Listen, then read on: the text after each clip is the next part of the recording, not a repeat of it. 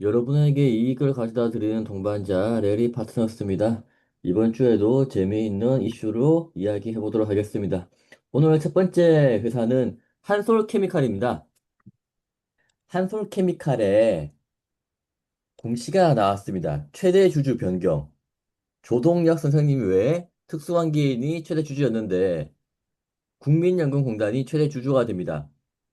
이건 일상적일 수가 있습니다. 국민연금은 이름 때문에 아는 대한민국의 거의 모든 회사의 주식을 가지고 있기 때문에 국민연금이 최대 주주가 되는 게 흔한 일은 아닙니다만 없는 일도 아닙니다. 사실 NC소프트 같은 경우에도 국민연금이 최대 주주이거든요. 근데 자, 여기에 이제 문제가 뭐냐? 기사가 하나 납니다. 기사에 뭐라고 나오냐면 지배 구조가 취약한 한솔케미칼의 조동혁 회장이 3%를 피하기 위해서 지분을 판 거 아니냐라는 의혹이 있습니다. 이게 뭐냐면 요즘 상법 개정이 되었고 그것 때문에 이슈가 있는데 그 중에 핵심이 이제 감사 선임이죠. 그 감사 선임에서 3%까지만 의결권 행사할 수 있기 때문에 3%를 회피하기 위해서 판 거 아니냐라는 이슈가 있고요. 기사 아랫부분에 보면 일전에 DI 동일과 주식 교환을 논의해 왔으나 최종 성사되지 못했다라고 나오는데 이건 저희가 한번 다룬 적이 있습니다. DI 동일하고 한솔케미칼하고 주식을 바꾸는 걸로 합의를 봤는데 이게 기사가 났던가 뉴스가 났던가 그래가지고 주주들이 들고 일어났고 한솔케미칼이 그런 일 없다라고 했던 걸로 저는 기억을 하는데 이렇게 지배 구조가 약한 회사에서 이런 일들이 벌어지고 있습니다. 그래서 감사 선임 관련된 조항을 보게 되면 형법 542조입니다. 감사 선임 또는 해임할 때 발행 주식 수의 100분의 3, 3%죠. 3%를 초과하는 주식을 가진 주주는 3%까지만 행사할 수 있고 초과하는 주식에 관해서는 의결권 행사하지 못한다. 라고 되어 있는데 여기 단서 조항이 하나 있죠. 최대 주주인 경우에는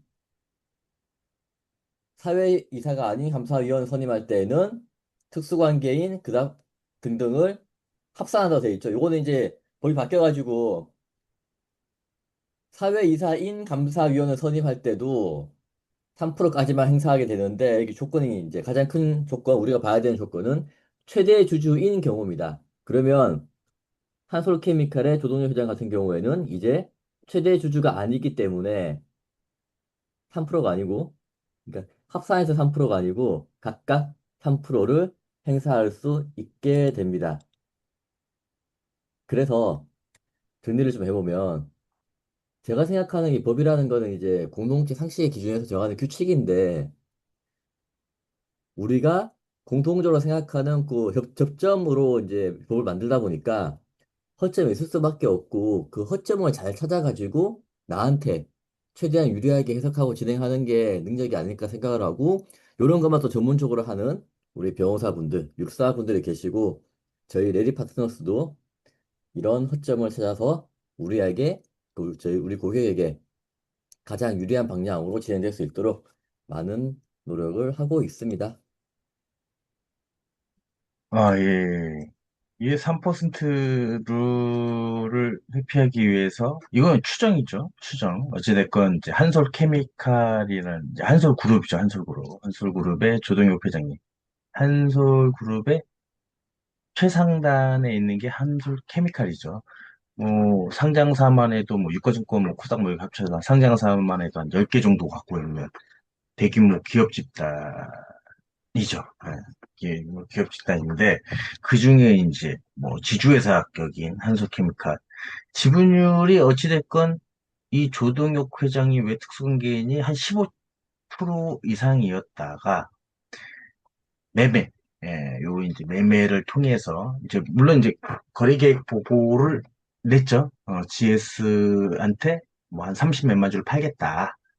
30몇만 주를 팔면 이제 140만 주가 되니까 이제 국민연금 최대 주주가 되고 그 30만 주가 이제 8월 25일 날 잔금을 치르면서 한 달 이제 거래계획 보고를 한 달 전에 하고 진행을 했기 때문에 요게 아마 거래 종료일이죠. 종료일에 지분 공시도 내고 뭐 하면서 다 종료되고 그러면 유가증권 입장에서는 이제 회사 거래를 한 거는 조동yok 회장님하고 이제 GS인데 회사 입장에서는 유가증권이니까 이제 뭐 코스닥도 마찬가지지만 최대주주 변경 공시를 내는 거죠. 최대주주 이렇게 변경 공시를 내고 또 관련돼서 지분 공시를 이제 조동욱 회장님이 개인적으로도 지분 공시를 내고 이제 유가증권은 최대주주의 소유 내역 변동 내역을 공시도 내고 이렇게 진행을 한 걸로 알고 있습니다. 근데 아니 이게 지분율이 15%밖에 안 되는데 그리고 이거 뭐 베어링사나 뭐 이렇게 5% 6% 갖고 있고 국민연금도 갖고 회사가 괜찮은데 이거 왜 지분을 왜 팔까? 지분을 더 사들여서 경영권을 더 강화해도 모자를 판국에 돈이 필요하셨나?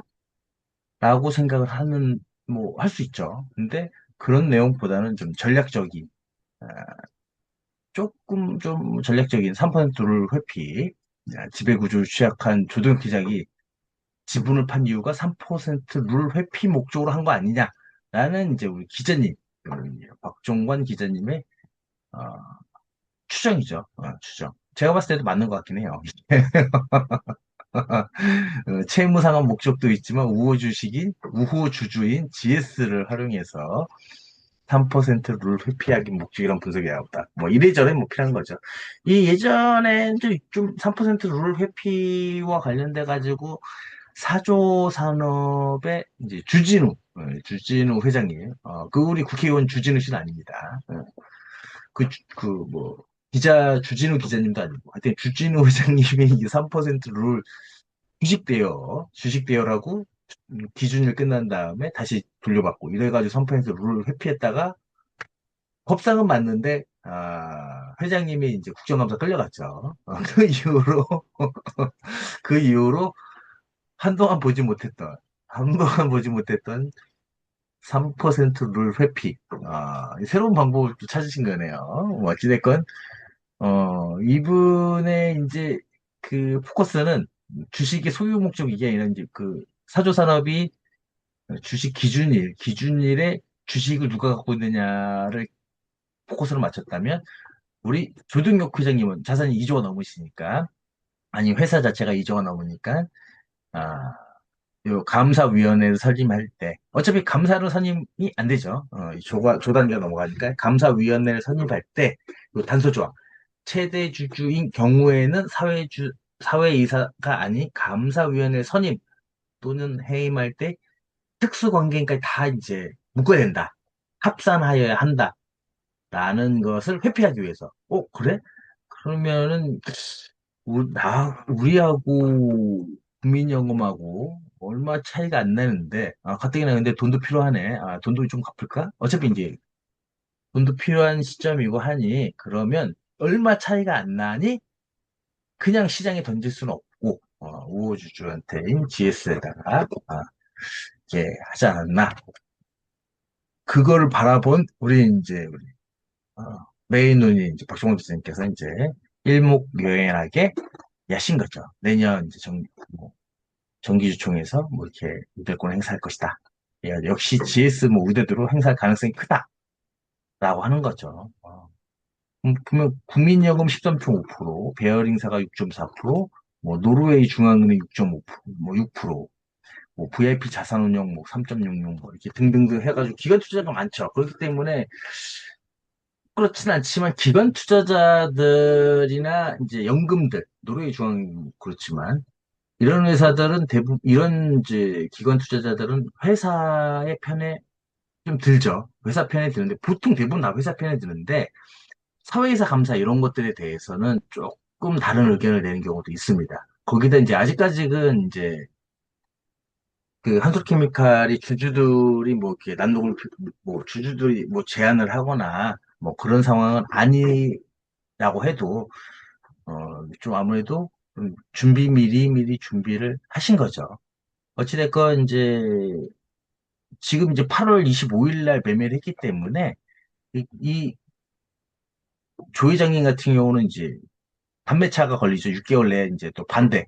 매도가 아니라 매수로 하게 되면 이제 6개월 내에는 단매차, 이익이 나든 손실이 나든 단매차 대상이기 때문에 이제 거래를 안 하실 거라고 생각을 하고, 뭐, 그거 단매차는 단매차대로 어차피 회사에 돈 주는 거니까 하겠다 하면 어차피 또 이제 개인적으로 하실 거면 임원 뭐 거래 계획 보고를 할 거고, 근데 거의 대부분 하진 않죠. 이 계획을 짜고 이제 8월 달, 9월 달에 이렇게 진행을 했다라는 거는, 뭐 이렇게 크게 좀 바라보는, 금방 또 생각으로, 9월 달에 벌써 8월 달에 내년 3월, 12월 말 기준이지만 3월 정총을 대비하냐. 뭐 이렇게 바라볼 수도 있어요. 그뭐 이분도 마찬가지일 것 같아요. 그 와중에 이제 채무 상환 목적이 도래하니까 겸사겸사 뭐 이렇게 짜신 것 같아요. 제가 봤을 때도 그렇게 될 것 같습니다. 어차피 그 주식은 소액주주들만 이제 사고 팔고 하는 거지 거의 대부분 대주주들은 뭐 거의 거래를 하지 않기 때문에 없다고 보는 거죠. 자기 주식을. 그렇게 바라보는 거고, 또 이제 상법도 어떻게 개정할지 모르니까. 또 모르죠. 또 임시주총 불러서 이제 내년 3월에 법 개정되기 전에, 감사위원회를 빨리빨리 해가지고, 임기 3년, 예, 임기 3년, 뭐 이렇게 해가지고, 뭐 해가지고, 뭐 입맛에 맞는 분들로 다시 이제 세팅을 하시려고 하시는 거지. 그것까지는 모르겠어요. 그것 때문에 빨리 한 건지 모르겠는데, 근데 지금 뭐 결의해도 10월, 11월이거든요. 10월, 11월. 10월 말, 또 10월 달에 이제 명절이 껴있기 때문에, 당장 오늘 내일 불러도 10월 말, 조금 늦어지면 11월 초. 그렇기 때문에 뭐, 그닥 뭐, 그럴 것 같지는 않고요. 여기 좀 큰 회사다 보니까, 쉽게 움직이는 회사는 아니라고 생각을 합니다. 하지만, 어찌됐건 뭐, 임총이 됐든 정총이 됐든, 3% 룰 회피하기 감사 사회이사를 뽑기 위해서 어, 사회이사인 감사위원을 선임하기 위해서 최대주 잠깐 내려놓지 않았나 생각이 됩니다. 또 모르죠. 이제 요거에 이제 또 좀 이슈가 되고 열받으면 이제 또 국민은행에서 주식을 던져가지고 이분들이 아직 최대 그 12월 30일 정총을 기준으로 했으면 그렇게 될 수도 있는 거죠. 왜냐면 아까 이제 홍차장님께서 말씀하셨던 이런 회사가 이제 거의 대부분 최대 주주하고 10% 안짝이거든요. 그래서 NC소프트 같은 경우는 퍽하면 최대 주주 변경이 떠요. 그 이유가 이제 국민연금에 사다 팔다를 해버리면은 그냥 살 때는 최대주주가 되고 팔 때는 또 최대주주가 안 되고 이렇게 되기 때문에 좀 그런 부분이 있어서 뭐 12월 말에 가면 임총이 아니라면 12월 말 근처 가서 우리 또 국민연금은 또 이제 기관 투자자니까 이런 거하고 상관없이 공명정대하게 했을 거라고 생각을 합니다. 하여튼 이런 방법이긴 한데 조금 리스크하지 않나. 왜냐면 기본적으로 주식수가 10% 내외가 돼야 되는 거라서. 그래서 요 단수, 최대주주인 그, 요 전제 조건에 포커스를 맞춰서 이제 3% 룰을 좀 이제 좀 완화해 보려고 하시는 것 같은 건 맞는 것 같습니다. 다음은 이제 상법 개정 관련해서 가장 이슈가 되고 있는 집중투표제에 대해 이야기해 보도록 하겠습니다. 자, 보시게 되면 상법이 바뀌면서 자산이 2조 원 이상인 상장사, 비상장 아닙니다. 상장사에 한해서 집중투표제가 이제 의무화가 됩니다. 그러면 이제 이 집중투표제가 뭐냐? 주주총회에서 다음 페이지 보시게 되면 집중투표제는 주주총회에서 이사 선임할 때 주주가 가진 의결권을 특정 후보자에게 몰아서 행사할 수 있는 제도. 요것만 보면 이제 몰아준다는 표현이 약간 모호한데 사람 3명이 후보로 나오면 표를 3개 줍니다. 그런 다음에 그 3개의 표를 각각 투표를 하라는 이야기입니다. 그러면 후보 한 명한테 3개를 다 줄 수도 있고요. 3명이 투표하는데 한 표씩 줄 수도 있는 겁니다. 이렇게 되면 선임시켜야 하는 후보자가 많을수록 불리하게 되는데요. 회사 입장에서는 이제 내가 3명 추천한 다음에 3명 다 선임시켜야 되는데 주주 입장에서는 한 명을 추천한 다음에 그 한 명한테 몰아주게 되면 이제 그 한 명을 선임시킬 수 있는 그런 게 되죠. 예시를 보시게 되면 이사 3명을 선임해야 되는데 A가 600표, B가 400표 있으면 무조건 이거는 회사에서 A가 원하는 대로 다 선임되게 되거든요. 근데 집중투표제를 하게 되면 3명 중에 3명이니까 각 A는 1800표, B는 1200표를 가지고 있으니 한 명한테 몰아주면 지금 전과 동일하게 한 명만 선임할 수 있지만 그게 아니고 3명 선임해야 3명이 후보다 그러면 이거는 달라지죠. A 입장에서는 2명을 선임시켜야 된다 그러면 나눠질 수밖에 없고 B는 우리는 한 명만 되면 된다 그렇게 돼버리면 B가 원하는 대로 선임할 수 있고 이것 때문에 소액 주주들은 이 집중투표제를 그렇게도 원하고 있는 겁니다. 근데 여기도 이제 쟁점이 있는 게요. 다음 페이지 보시게 되면 그러면 이제 감사위원은 어떻게 해야 되냐?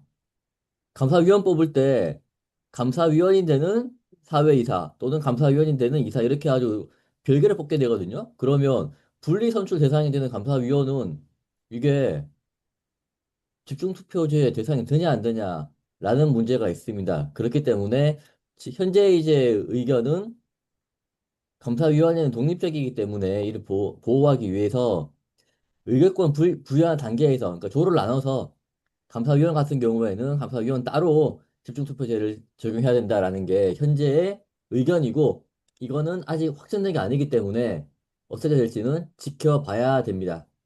그래서 다시 정리해 보게 되면 집중투표제 도입하면 소액주주들이 유리한 거 맞습니다. 근데 무조건 그러면 다 이기냐? 그렇지는 않고요. 이미 이를 회피하기 위해서 진행을 한 곳도 있습니다. 어떤 회사 같은 경우에는 이제 정관에 대표이사인 대표이사가 될 이사를 뽑을 때는 집중투표제 할 때 다른 이사하고 분리해서 한다. 그래서 다른 이사들이 아무리 많더라도 대표이사가 되는 사람들은 따로 조를 나눠서 한다. 라고 이제 그 정관 규정이 있는 회사도 있고요. 시차 임기제 도입해가지고 이제 매년 한 명씩 뽑는 그런 방법도 있는 거죠. 대신 시차 임기제라는 게 이제 그 단어가 들어가는 순간 의결권 자문기관에서 좀 싫어하고 반대하는 경우가 많기 때문에 뽑을 때 다 뽑은 다음에 순차적으로 사인을 하는 식으로 현재는 진행을 하고 있습니다. 이렇게 여러 가지 방법이 있기 때문에 많이 고민하시고 또 저희한테도 연락을 주시면 많이 도움을 드릴 수 있도록 하겠습니다. 아, 예. 그 집중 규제가 의무가 됐죠. 이제 물론 이제 전제조건이 자산 2조, 자산 2조의 뭐 대기업이라고 통칭하죠. 자산 2조 원의 상장사. 아, 비상장사 이전 없는 것들도 꽤 있으니까 이제 대기업들. 그중에 집중 투표자가 이제 서서히 이제 조금씩 이제 상법 개정이 되면서 이건 상장사 특례를 바꾼 거죠. 상법 안에 상장사 특례에서 이제 집중 투표를 바꾼 거고 뭐 간단히 말씀을 드리면 집중 투표제가 됐다고 해서 무조건 소액주주가 소수주주가 원하는 사람이 된다. 그렇진 않아요. 그렇진 않은데 집중 투표제를 한 곳은 의무니까 이제 하려면 요구하고 수반되는 게 주주제한권이에요. 지금도 마찬가지예요. 집중투표제를 요구해달라, 집중투표제를 적용해달라라고 하는 맥락 뒤에는 뭐 간단히 뭐 이사 3명, 뭐 기억, 니은, 티귿 이렇게 있으면 주주 A가 뭐 600주, 400주 있으면 총 이제 1000주와 3000주를 가지고 그 비율에 맞춰서 뭐 3, 6, 18, A가 1800주를 가지고 3명에서 어떻게 뿌릴 건지 B가 1200주를 가지고 기억, 니은, 티귿을 어떻게 뿌릴지 모르기 때문에 이제 비밀 투표이기 때문에 그렇게 하는 전제가 있는 거고 근데 주주 수가 3명, 요 3명이잖아요. 3명은 대부분은 회사를 장악하고 있는 이사회가 이제 후보를 올리잖아요. 그렇기 때문에, 그렇기 때문에 주주수를 처음부터 제한할 때 집중 투표자하고 수반되는 게 주주 제한의 이사 선임입니다. 이사 후보 추천이에요. 소액 주주들이나 주주들 연합해서 우리 이사를 정관에 지금 이사가 뭐 5명이다. 그러면 이사 해임하고 같이 자기들의 이사 추천권을 놀리는 거예요. 안 그러면 정관 변경까지 해가지고 그게 먼저 정관 변경 이사수를 늘리거나 기존 이사 해임을 청구하거나 해임보다는 이사수를 늘리는 게 훨씬 더 이제 좀 아무래도 편하죠. 그 이사수를 늘리는 걸 먼저 주주제안하고 거기에 이제 소액 주주들이 원하는 이사들을 추천을 하고 그러면 난 다음에 소액 그 집중 투표제를 적용을 했을 경우 가능성이 높아지는 거예요.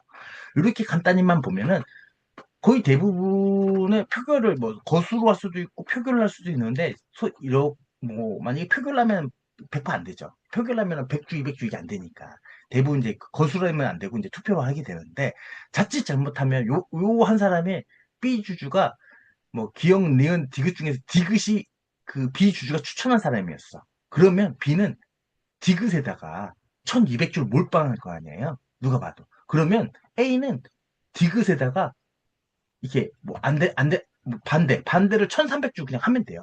나머지 그러면 500주 갖고 250주, 250주. 뭐 이런 식으로 나누는 거죠. 예.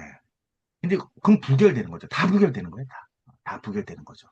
안건의 이거는 최선 참석 주식수의 과반수 엔드 조건이에요. 그 과반수가 최소한의 그 총괄 주식수의 25% 4분의 1 이상 돼야 되는 거니까 이사 선임 경우에는. 그렇기 때문에 어차피 경영진은 이사 선임 안 되면 그냥 계속 기존의 이사들이 나가기 때문에 좀 쉽지 않고 원하는 거죠. 새로운 뭐 주주가 들어오는 것보다는 차라리 이제 겉에는 내고 이사 못 뽑아가지고 그냥 계속 끌고 가는 게 훨씬 나은 거죠. 그렇기 때문에 뭐 집중 투표제를 도입한다. 이거 좀 머리가 많이 아프게 되는 거죠. 왜냐면 단순히 집중 투표제 해주면 되는 거 아니야. 이게 아니라 주주 제한이 따르는 거죠. 주주 제한을 따라가지고 이제 그 주주 제한하는 이사들이 들어오게 되는 거죠. 뭐 다른 것도 마찬가지입니다. 집중 투표제를 꼭 이사에만 선임하는 거는 아니지만, 근데 다른 것들은 어차피 같은 비율로 늘어나기 때문에 큰 의미가 없고, 같은 비율, 주식 많은 수가 이기는 거니까. 근데 집중 투표 대부분의 복수의 안건, 같은 이사 선임이나 이사 해임이나 아니면 감사 선임이나 이렇게 했을 때, 같은 안건 안에 그 대안지가 여러 개 있을 때 그 안건마다 이제 투표권을 하나씩 각각 부여해서 집중해서 할 수 있게 해주는 거죠. 예. 그래서 이런 부분이 좀 소액 주주들한테 편할 수 있는 거죠. 그리고 이제 그런 요청하면 총회장 안에서 무조건 투표를 요구해요. 예전에는 투표보다는 거수를 많이 했거든요. 법에서는 꼭 투표해야 된다 이런 말이 없습니다. 그래서 이제 뭐 반대하시는 분 있으십니까? 아니면 뭐 찬성하시는 분은 거수해 주세요. 뭐 이런 걸, 그럼 딱 둘러보면 뭐 최대 주주가 찬성하고 나머지들은 뭐 찬성하는 것 같으니 뭐 통과하는 거 하겠습니다. 반대하시는 분 있으십니까? 반대가 있으면 투표하겠습니다. 뭐 이런 식으로 이제 진행을 하는 건데, 이제 집중 투표제라면 이제 아무래도 표를 나눠야 되기 때문에 뭐 이렇게 하는 거죠.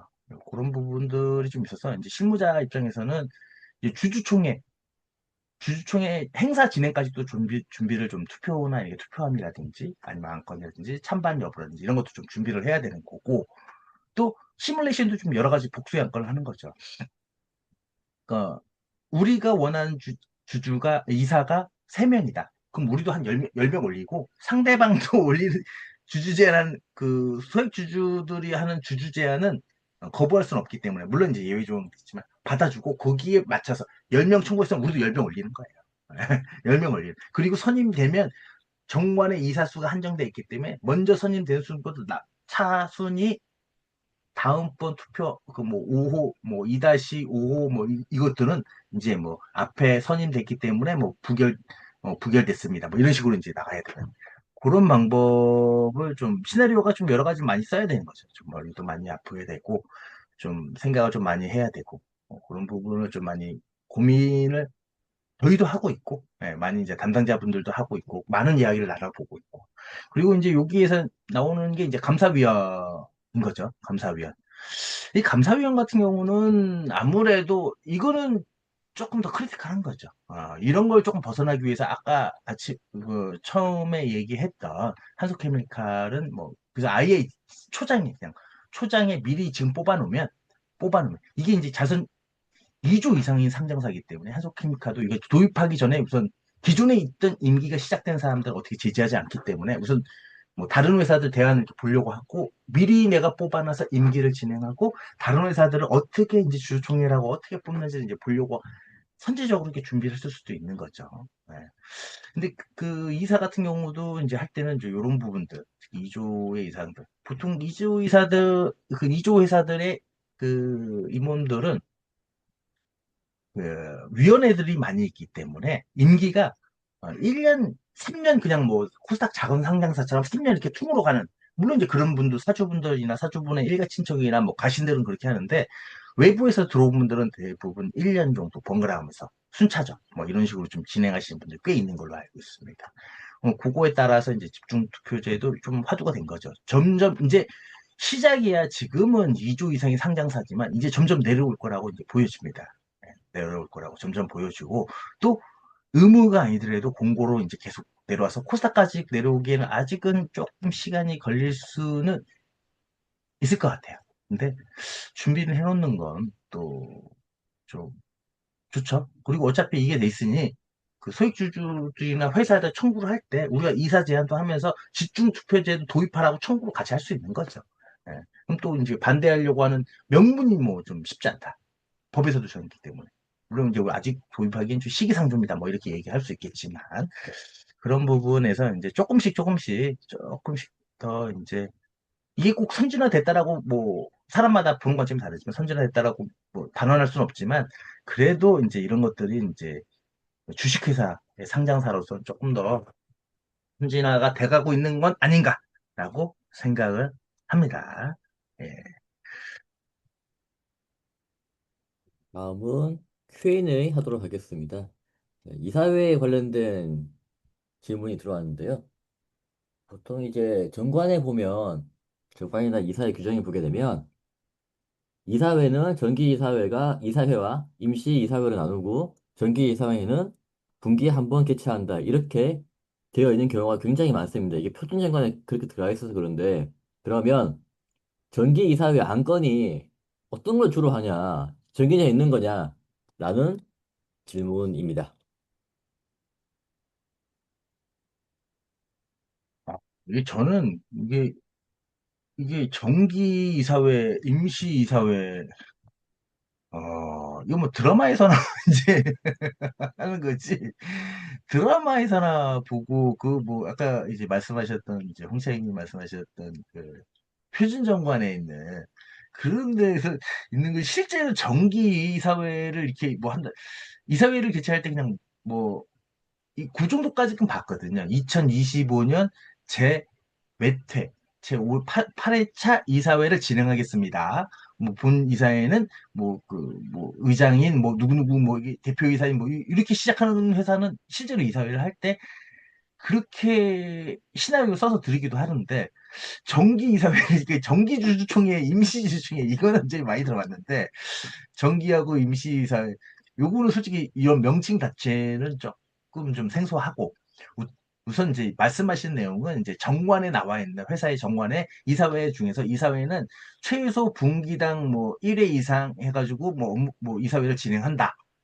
이제 그 이사회는 보통 분기당이라는 건 상장사들은 이제 결산이죠. 분기 결산. 분기 결산. 어차피 분기 결산을 해야, 요게 이제 그 분기 보고서나 반기 보고서, 사업 보고서 이렇게 나가는 거니까. 사업 보고서는 뭐 이제 연결산이 따로 있지만. 그렇기 때문에 그냥 정관에 그냥 뭐 분기별, 석 달별, 3개월 내, 뭐 이렇게 3개월 내, 1회 이상, 뭐 이런 식으로 정해져 있는 것 같아요. 근데 그거와 상관없이 이사회는 그냥 이사들이 모인 집단의 회의죠. 회의고, 물론 이제 여기서 말하는 정기하고 임시 이사회 같은 경우는 아까 말씀드렸듯이 정관에서 며칠 전에 소집 통지를 이제 절차가 있는 거죠. 며칠 전에 이사회를 부를 수 있는, 소집할 수 있는 이사가 있고, 보통 대부분 대표이사죠. 그 이사가 며칠 전에 정관에서 최소 며칠 전에 안건, 어떠한 안건으로 매달 며칠 어디에 무엇으로 이제 뭐 상호 송수신을 할지 아니면 뭐 그렇게 할지 장소를 뭐 이렇게 정해가지고 통지를 하고 보고에 따라서 이제 이사회를 진행을 하는데, 이사회 운영 정도 뭐 거의 대부분 그렇게 되어 있죠. 또 안건이 따로 정해져 있는 것 같지는 않아요. 그 뭐 이 정기 이사회니까 무조건 뭐 분기나 반기 뭐 결산을 해야 되고 임시니까 이거는 요거 하면 안 된다. 이런 건 없죠. 그러니까 정기 임시는 그냥 구분하는 거죠. 정기적으로 하면 이사회가 되는 거고 임시는 수시때때로 열리는 게 이사회. 그죠? 보통 이제 매주 뭐 월요일 날 아침 뭐 9시나 8시 반에 뭐 임원회의 뭐 이것도 이사회가 될 수 있는 거죠. 예, 물론 이제 등기사냐 미등기사냐 뭐 좀 차이가 있을 수 있어도 그런 것 때문에 뭐 회사 마음이죠. 회사 마음이죠. 예. 그리고 일반적으로 분기일의 정기사는 그죠. 이제 보통 이사회 규정이나 아니면 정관에 무조건 써 있죠. 정관에 써 있고 분기 한 번 정도 이사회 개최 수가 없는 회사도 솔직히 좀 있어요. 예. 거의 정기 보고서만 내는 회사도 있고 그 회사 정기 보고서 딱 보면은 반기 보고서를 보면은 뭐 3월 며칠 날 뭐 주주총회 그 뭐 주주총회 안건 결정에 따른 정정 이사회 하고 없어요, 이 사람 이사회가. 이사회, 뭐, 이게, 안 한 거지. 안건이 없으니까. 그런 이제 회사도 있는데, 또 그 회사 정관 보면 분기당 뭐, 1회 이상은 뭐 하게 됐다. 또 안 한다고 해서 또 뭐라고 얘기하기도. 하지만 통상적으로 이제 분기별 실적 보고의 성적, 요거는 이제 정상적으로 하는 거고, 다시 이제 질문에 들어와서 구분을 하는 실익이 없고요. 예.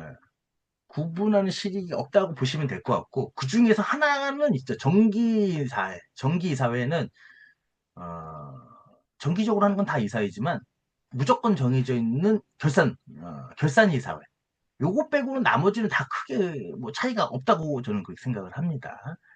결산이세, 연회계 말 결산하는 결산이세. 물론 이제 정관에 나와 있는 거다. 말씀하신 것처럼 분기나 반기나 뭐 이렇게 뭐 이렇게 있는데 정관은 지키긴 지켜야 되겠는데 법상에서는 뭐 그런 건 따지지 않고 결산 이사에만 하게 돼 있다. 그리고 안건에 대해서는 주주총회도 마찬가지지만 정기나 임시나 뭐 주총이든 이사회든 똑같다. 뭐 그렇게 생각을 합니다. 예, 네, 오늘은 여기까지 하도록 하겠습니다. 고생하셨습니다. 예, 수고하셨습니다.